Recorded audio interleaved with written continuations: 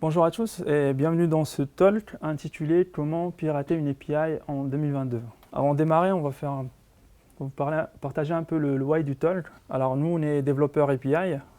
Comme vous le savez, on essaie de faire des API un peu sécures. Sauf que des fois, on n'est pas à l'abri de failles. Je ne sais pas si dans la salle, il y en a des hackers, des vrais hackers, des pentesters. Pour qu'au moins, ok, cool, tu pourras répondre aux questions à la fin.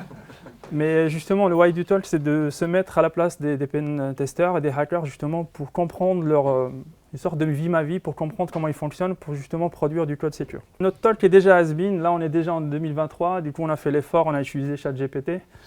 On lui a posé la question, on lui a dit comment on pirate une API en 2022. J'aurais pu poser en 2023. Mais dites-vous que la réponse, elle va dans le même sens de notre réflexion, c'est que la piraterie, vous le savez, elle est illégale, il ne faut pas le faire.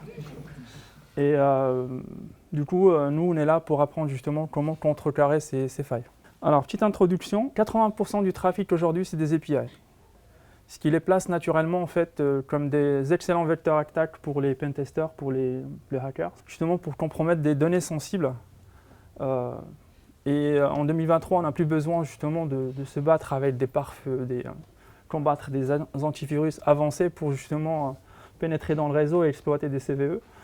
Au lieu de cela, on va peut-être juste appeler le bon endpoint et si on arrive à le hacker, on a l'info qu'on veut.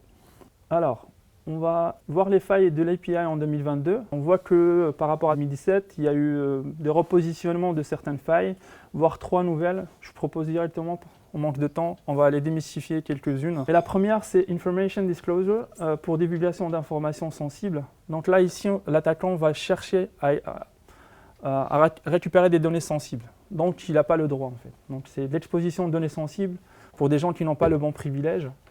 Et ça peut être, en fait, que ce soit dans la réponse de vos API, ça peut être aussi dans le code source public, dans GitHub. Pensez aux API key. À l'occasion, si vous avez ce genre de choses, faites des sécurisés avec GitGuardian pour protéger vos secrets. Ça peut être aussi dans le résultat de recherche. Il faut savoir qu'il y a des bases de données publiques qu'on peut solliciter pour avoir des informations. Ça se trouve des emails de entreprises, ce genre de choses. Un autre exemple concret, c'est un /user qui renvoie toutes les informations d'utilisateurs avec leur username, avec des choses que l'attaquant va exploiter à la fin pour faire justement du brute force, pour aller trouver le bon mot de passe. Il peut aussi faire du credential stuffing, en gros, il y aura pour info, il y a des bases de données qui sont volées de prod, qui sont disponibles dans le dark web. On peut venir les exploiter pour justement tester ces mots de passe et voir comment ça passe. Il y a aussi en fait ces messages d'erreur verbeux. On donne assez d'informations à l'attaquant, on lui donne par moment, on lui donne la version de la base. Ça, c'est assez facile. Il va prendre la version de cette base, il va regarder les CVE, il va essayer d'exploiter les failles qui concernent en fait cette base de données, par exemple. Donc pour contrecarrer ça, c'est beaucoup de sensibilisation de dev. On peut penser à des audits de code dans la phase de QA de l'API. On n'a pas parlé, mais les messages d'erreur génériques, non seulement il faut penser à des messages génériques qui ne donnent pas assez de détails. Typiquement, je vous donne un exemple. La première fois que j'appelle, l'ID n'existe pas. Si je fais le bon ID, ça me donne déjà une info comme fait que j'ai récupéré le bon ID. Du coup, je peux me concentrer sur le mot de passe. Une autre faille qui est dans le top 10, c'est le Broken Object Level Authorization. Pour info, c'est l'ancien nom de IDOR. Là, c'est plus, on va aller chercher des objets dont on n'a pas en fait les autorisations nécessaires. Typiquement, un exemple que vous pouvez faire, créer 2 utilisateurs A et B, essayer de switcher les jetons et vous voyez en fait si vous accédez en fait aux mêmes ressources. Donc là, l'attaquant il va essayer de récupérer en fait des identifiants de ressources, les ressources qu'on met pour identifier des API et des ressources. Typiquement là, c'est 5501, c'est un accès légitime. Il va mettre par exemple si vous avez des séquences en base incrémentale et je sais que vous n'avez pas ce genre de choses. En fait, il peut justement incrémenter et deviner les ID de ressources. Typiquement, en bas, on a en fait une API, on a SHOP 1, il peut tester avec SHOP 2 pour voir si ça existe. Pour justement essayer de s'en protéger, on va penser à des ID un peu difficiles, rendre cette logique de génération un peu via des random ID ou en tout cas durcifier en fait. Plus l'ID de ressources est difficile à deviner, plus on s'en protège et surtout, il faut vérifier à chaque requête les autorisations nécessaires. Une autre faille, c'est la Broken User Authentication. Donc là, on va essayer de casser le mécanisme d'authentification utilisé par votre API. Cette faille se produit lorsqu'un utilisateur arrive à accéder en fait à des informations via des identifications, qu'elles soient falsifiées ou volées. Typiquement, le style d'architecture REST, il impose à ce que le client stocke des infos côté client. Donc, on va utiliser des jetons, des JWT, la manière de générer ces JWT, de le stocker, de le transmettre dans le réseau, tout ça peut ouvrir des brèches. Pour info, aujourd'hui, les hackers, ils peuvent intercepter des jetons, ils sont outillés pour justement détecter la logique derrière, pour justement pouvoir faire des brute force intelligents. On va voir un exemple tout à l'heure. Un autre exemple critique, c'est le processus d'inscription et surtout le reset de password. Typiquement, quand vous resetez votre password, on vous envoie le fameux code à 4 chiffres. D'ailleurs, les banques françaises, ils ont encore ce genre de code. Dites-vous que s'il n'y a pas de rate limit, on peut brute forcer 10 000 requêtes ce code. Donc faites attention à vos mots de passe forts uniques. Ne les utilisez pas, n'utilisez pas les mêmes mots de passe partout. Et surtout, restez vigilant par rapport aux attaques de phishing. On verra une démo à la fin. On peut hacker un SSO avec une MFA. Et à la fin, on peut mettre du rate limit, mais là encore, on va voir tout à l'heure qu'on peut aussi le bypasser. Justement, on parlait de rate limit. Je pense que vous en avez fait dans vos API parce que un concurrent qui vous veut du mal, il peut vous solliciter en fait votre API pour entraîner des coûts supplémentaires. Si vous avez une infrastructure scalable, si ce n'est pas le cas et que vous avez une infra qui ne scale pas, si vous n'avez pas les ressources nécessaires, ça fait tomber votre API.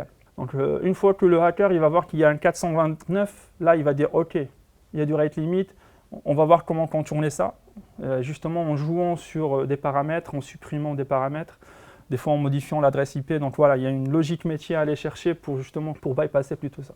Et pour les mesures de défense, il y a des solutions en fait pour se protéger contre ce genre de failles, des solutions contre les attaques DDoS. On va mettre des pare-feux, on va filtrer en fait du réseau, que ce soit par l'opérateur ou par d'autres firewalls. Petit conseil, surveillez quand même votre activité réseau et surtout réagissez rapidement en cas d'attaque DDoS. Alors, on a vu les autorisations, là c'est plus une faille concernant Broken Function Level Authorization, c'est une vulnérabilité qui se produit quand on va escalader de rôle. C'est-à-dire, je suis un utilisateur, pour une API bancaire vulnérable, ça serait j'accède à mes comptes, j'accède à l'historique de mes comptes, mais si j'arrive à transmettre des données d'un compte à un autre, là on parle on vient escalader un peu le rôle. C'est-à-dire, moi j'ai le rôle sur mon compte, par contre, aller faire des choses sur le compte de quelqu'un d'autre avec des opérations dont j'ai pas le droit, ça c'est ce qu'on appelle le BAFLA, pour l'acronyme du Broken Function Level Authorization. Pour info, BOLA, c'est ce qu'on a vu tout à l'heure, juste avant, c'est accéder à des ressources non autorisées. La BAFLA, elle concerne les actions non autorisées. Là, je passe la main à Alexandre. Pour info, c'est son premier jour ici. Et on l'embarque déjà dans un talk. Il va bosser sur un stage autour du Hacking API. Donc voilà, je lui passe la main pour vous parler un peu du Mass Assignment.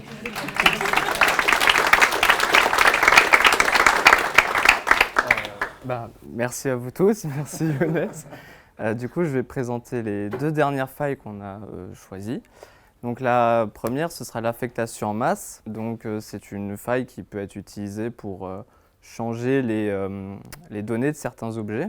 Enfin, c'est ce que peut faire l'attaquant en l'occurrence, comme on peut voir sur l'exemple. Par exemple, pour un changement de données d'utilisateur, comme le username ou le password, l'attaquant pourrait essayer de justement mettre le booléen isAdmin à true, si par exemple dans la doc il a pu voir que son objet contenait une variable isAdmin. Il est très important de mettre en place une validation stricte des payloads quand on reçoit des utilisateurs pour éviter ce genre de choses.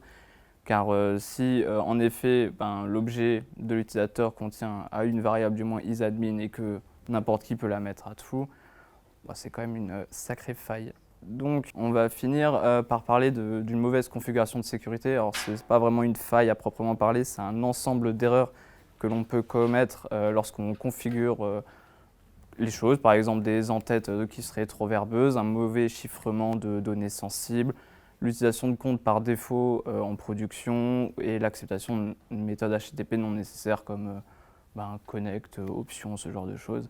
Si on ne s'en sert pas, mieux vaut les interdire. Il y a aussi le manque de nettoyage de données d'entrée qui pourrait permettre en fait, à l'attaquant de uploader non pas un avatar comme le site le suggère, mais plutôt un payload malicieux, un virus, ou peut-être pour ouvrir un accès shell directement sur le serveur. Là, on voit ici l'exemple d'une mauvaise configuration. Donc, il y a à la fois une en-tête beaucoup trop verbeuse, donc on connaît non seulement le nom du logiciel qui fait tourner le serveur, et aussi son numéro de version. Donc, admettons que ce n'est pas à jour, comme on l'a dit précédemment, l'attaquant pourrait essayer de regarder quel exploit il pourrait utiliser dans cette version de ce logiciel. Deuxième faille, ici on peut voir que la protection, qui pourtant peut être mise sur 1, donc qui peut être activée, ici est mise sur 0, donc ça veut dire que l'attaquant sait que le site n'est potentiellement pas protégé contre une attaque de type cross-site scripting. Du coup, ce qui est recommandé, c'est faites les mises à jour, nettoyez correctement les données d'entrée des utilisateurs, et surtout analyser toutes vos pièces jointes à l'aide d'antivirus. Voilà. Pour info, ces failles-là, typiquement la dernière, on peut uploader des fichiers malicieux. C'est pas que votre API, ça peut être un outil de support que vous utilisez en prod qui soit vulnérable et qui va être une porte d'entrée pour pénétrer votre réseau. Alors, la démarche du hacker, parce que ça, ce qui est intéressant, justement, la première phase, c'est une phase de reconnaissance. Donc, on va venir explorer en fait les scénarios métiers. C'est important de comprendre la logique derrière pour après analyser justement les endpoints, voir qu'est-ce qu'on peut faire. Tout à l'heure, j'ai parlé de voir en fait les endpoints. On peut changer les verbes, on peut changer en fait certaines choses rapidement. Il faut savoir que les hackers, les pentesters, ils sont outillés, ils ont même des logiciels en fait, qui permettent de faire des scans. Je les ai testés, en fait, il y a des faux positifs, mais voilà, ça donne quand même des idées sur les vulnérabilités qu'il peut avoir. On va juste après s'attaquer à casser l'authentification, puis on va escalader vers les autorisations. Il y a un truc important, c'est que si vous avez on va tester ce qu'on appelle l'improper asset management, c'est en gros les faiblesses du versionning. Si vous avez une V3, l'attaquant pour tester avec une V2, V1, et comme on patch toujours les dernières versions, on oublie les anciennes versions, ça peut être une porte d'entrée aussi. Et ce qui va être intéressant au final, c'est de combiner toutes les failles OWASP entre eux. C'est ça qui crée en fait quelque chose qui permet à l'attaquant de tirer des conclusions et exploiter des failles intéressantes. C'est plus la combinaison des failles. Donc les outils. Ils sont super bien outillés pour info. Ils ont une distribution Unix, Kali, pour l'avoir testé, franchement, elle arrive avec des outils qui font des choses par magie. Voilà, il suffit juste de cliquer sur un CLI et on accède au nom de domaine de la boîte, on accède à des bases de données publiques. D'ailleurs, Kali, elle vient avec Burp Suite, qui est aussi un outil qui permet de... On le verra tout à l'heure, en fait c'est un man in the middle qui permet d'intercepter en fait la requête utilisateur. Donc on bypass les outils, là c'est juste un exemple de Burp Suite et des attaques préconfigurées qu'on peut lancer. Là tout à l'heure je vous ai parlé d'analyse de jetons, là on voit que que l'outil il a analysé le jeton, il a vu qu'il y a seulement les 3 derniers chiffres qui changent, du coup on cible un peu un brute force intelligent. Si vous voulez pratiquer les OWASP, on vous conseille pas mal d'applications vulnérables dans celle-là, c'est assez pédagogique, vous pouvez jouer avec pour justement monter en compétence là-dessus. Et pour la démo, c'est un exemple pour craquer un GWT, faites attention à vos secrets. Si votre secret est faible, pour info en 2022, un secret avec 11 chiffres, ça se craque instantanément. Et avec la puissance des clouds, on va venir chercher des pros qui sont forts et qui vont venir justement craquer des choses assez rapidement. On n'a pas le temps pour ça. Si vous voulez scanner ce QR code, on va vous montrer comment hacker LinkedIn. L'idée, c'est que quand vous allez avoir en fait accès au site, c'est une attaque phishing en fait. C'est assez simple. Je vous invite à utiliser en fait, saisissez juste pas vos vrais comptes LinkedIn, mais vous allez voir qu'on va les intercepter ici. Voilà. Et on va s'arrêter sur ça. Comment est-ce qu'on gère par exemple une attaque Est-ce qu'il y a des choses où on se dit c'est les premières choses qu'il faut absolument faire et du coup je connais le protocole et je suis assez serein. Alors comment on gère une attaque DDoS pour avoir vécu quelques-unes déjà, il faut être bien outillé. Il faut avoir en fait des solutions qui arrivent à vous notifier à temps. Les solutions sur le marché, en fait, il y en a qui sont puissantes, il y en a qui sont en train de monter en puissance. En fait, moi, je vous invite, je ne l'ai pas en tête, mais il y a un mode-up sur Cloud OVH, c'est assez détaillé. Il montre qu'est-ce qu'il faut faire. Mais ce qui est à souligner, c'est qu'en fait, c'est plutôt le firewall qui va avoir justement détecter cette attaque DDoS parce que l'attaquant il peut tester avec plusieurs couches. Il peut faire de l'HTTP, puis il peut descendre. Donc l'idée, c'est d'avoir sur chaque couche des niveaux de protection. Et comment les gérer? RSSI, on essaie de faire au mieux parce qu'on subit en fait. Donc il n'y a pas de magie à ça. Normalement, c'est stressant, mais mieux on détecte l'attaque, mieux on est en fait outillé pour réagir rapidement. Et on réagit avec ce qu'on a mis en place. Typiquement, on va essayer de bloquer les adresses IP si on a détecté quelques-unes. On va essayer de donner au navigateur des challenges à résoudre. S'il n'arrive pas à résoudre le challenge, c'est que c'est quelqu'un qui est en train de s'amuser, ce n'est pas un vrai user agent, du coup ça permet d'atténuer un peu le risque. Est-ce que tu as par exemple des outils qui peuvent s'utiliser dans une CI, qui testent en fait, qui essaient de casser l'API pour révéler certaines failles de sécurité? Alors sur la CI, c'est plus moi je connais un peu l'analyse statique avec Sonar, avec ce qui va avec. Il y a des outils qui permettent de checker les dépendances. Ce qu'on fait chez Octo, c'est qu'on fait en fait une security coding policy, on sensibilise plus les devs. Typiquement, on est sur un projet, on va plus privilégier le fait qu'on est conscient des failles de la stack qu'on utilise. On va faire en sorte de faire tout à l'heure une ADR pour dire ok, qu'est-ce qu'on fait dans ce cas et on s'engage à s'en protéger de ça. Mais sur la CI, il y a des outils, des technos qui permettent de se plugger. Moi, perso, je préfère plus l'approche où je sensibilise les devs et on fait en sorte de faire d'ouvrir le moins de failles possible. Parce qu'encore une fois, ce n'est pas que les devs, ça peut être un outil de support du métier, ça peut être autre chose. Quelqu'un qui veut faire son vrai compte, il peut essayer. Il y aura la partie MFA, il va devoir s'authentifier. Et s'il y a un courageux, on pourra voir ce qui va se passer par la suite.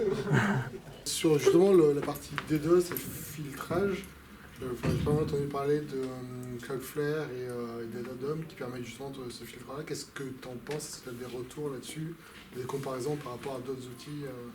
Alors, je sais que ces Cloudflare sont bien outillés. Moi, sur mon ancien projet, vu que c'est américain, on n'a pas utilisé, on a choisi une solution française qui est Balin pour contrecarrer, qui est la solution qui défend ces discounts.